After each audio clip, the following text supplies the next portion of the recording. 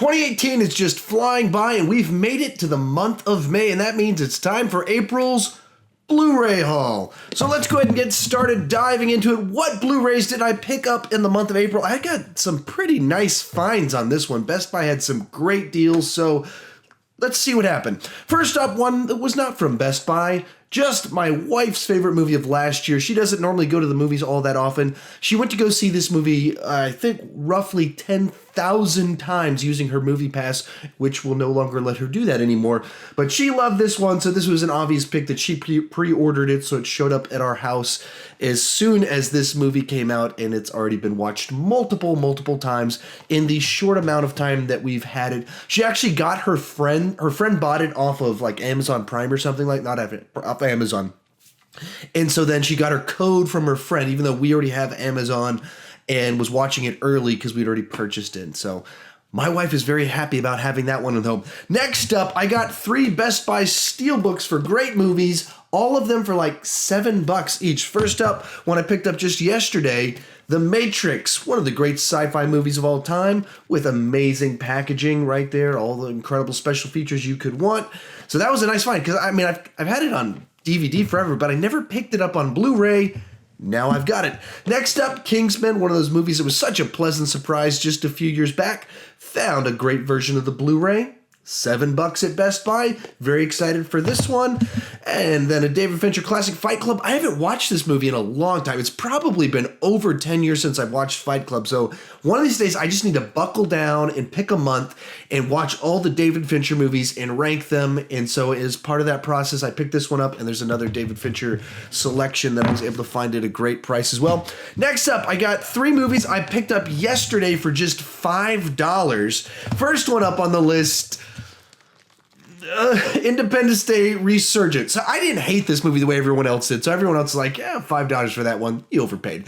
I dug it. I dug it enough. I mean, it's not good. It's not great. It doesn't live up to the original one, but it's just kind of entertainment to throw on the background. I had a good enough time with it. Maybe when I rewatch it, I'll be like, oh, this is garbage. But at the point, I saw it late. I saw it after it had been out for a couple weeks, and I'd heard everybody just crap on the movie for 2 weeks straight, say it was the worst thing they'd ever seen. And then I watched it, and I was like, that wasn't the worst thing I've ever seen. I wasn't bored. I mean, whatever. I mean, buildings blow up, quips, some fun, charismatic actors. I was fine with it. But so picked that one up for $5. That seemed like a great price. They had it like for $7, $8, and I was like, not quite. And then I saw it at $5. I was like, I gotta pick that one up. Next up, double feature of XMen movies. Both of them just $5. And I mean, they got special features, and they have all digital and everything. But so got Days of Future Past, the Road Cut. I didn't have this one, so it's fun to pick this one up finally, as well as the Wolverine. Also didn't have this one for some reason. So $5. You just can't beat prices like that for X-Men movies. And either at the end of this year or going into next year, going to do re-review all the movies in the X-Men franchise leading up to Dark Phoenix. So whenever that actually comes out, because they keep pushing it back and moving the date around, I'm going to re-review all those movies. So start collecting them on Blu-ray, just like I did with the MCU movies. A few more picks that I got. These ones weren't quite $5, but they were like $6, $7. First up, the original Planet of the Apes, classic movie.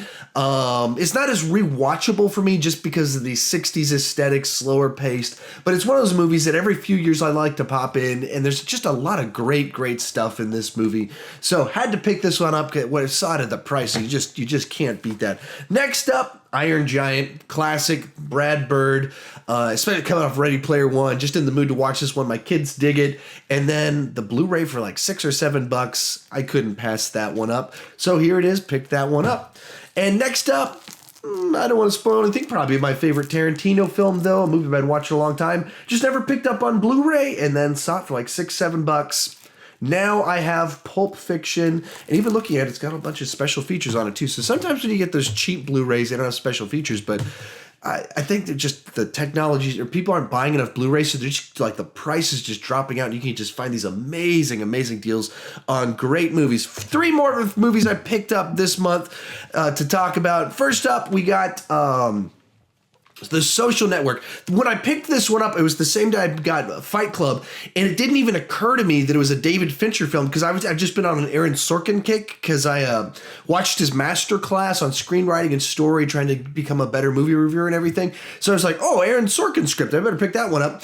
And then I went, oh yeah, Fight Club, David Fincher. So more evidence that I really, really need to watch those David Fincher movies again. I've actually only seen this movie one time back when it first came out on DVD. For some reason, my mom bought it, and then she's like, here, you can have this, and gave it to us. So I watched it one time, but I haven't rewatched it. So now that I'm on like an Aaron Sorkin mode and definitely need to watch my Fincher, when I saw this one for under $10, it was just like, I gotta pick that one up.